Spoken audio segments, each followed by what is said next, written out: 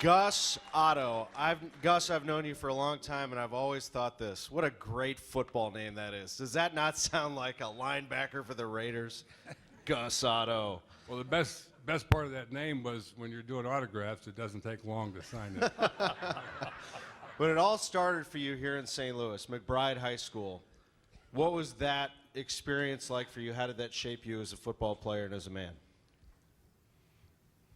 McBride, we didn't have a lot of players back in those days at McBride. We had an all-boys school. It was like 600 kids, but I remember summer practices before the season would start, we'd line up in half-line scrimmages. We'd only have 17 guys out for the team, and we're hoping that maybe somebody else would come out as soon as school started.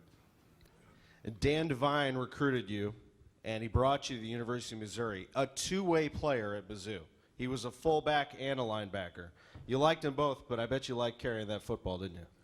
It's always fun to carry the football. Of course, now what Dan Devine did is he used me for goal line offense, like 1 yard.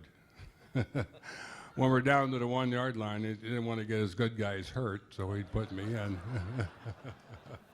Playing for the University of Missouri, you had a lot of pride. You still love them today. Still go to a lot of games. Went to the Central Florida game. Fortunately, we missed last week. Last week reminds me of one of those games where, when Dan Devine was coaching, he would get emotional when you'd lose a game like that. Of course, a lot of coaches would. I remember one time he had about 3 or 4 game plans in his hand, and he said, after we lost the game, he said, we didn't get fired up. You guys weren't up, and he takes the game plans in his hand and he rips them, and then he doubles them over, and he says, and he keeps going on and ranting about how bad we were, and he rips them again, and then he folds them over one more time, and he tries to rip them after lighting into us a little bit more. He tries to rip them again, and he goes. And he couldn't get it, and he says, he handed it over to Clay Cooper. He says, Clay, can you tear these? But that's pretty much what he did. He coached his coaches probably more than he coached his players. His coaches coached his players. You were the first Missouri player to start in a Super Bowl. Warren Powers also started on that Raiders team in Super Bowl II against the Packers. What was it like to play for Al Davis?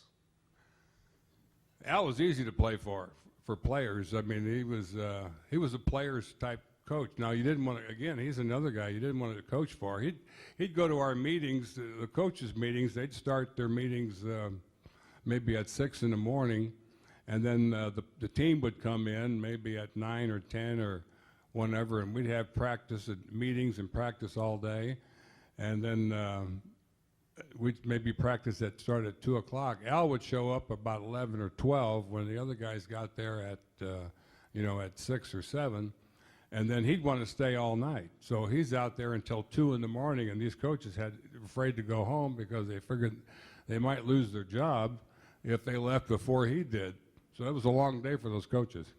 What does it mean to you to be up here and now to be in the St. Louis Sports Hall of Fame, Gus? Well, growing up in St. Louis, it's always, it's very exciting to be involved in anything sports-wise in St. Louis. I was always a Hawk fan, a Cardinal fan.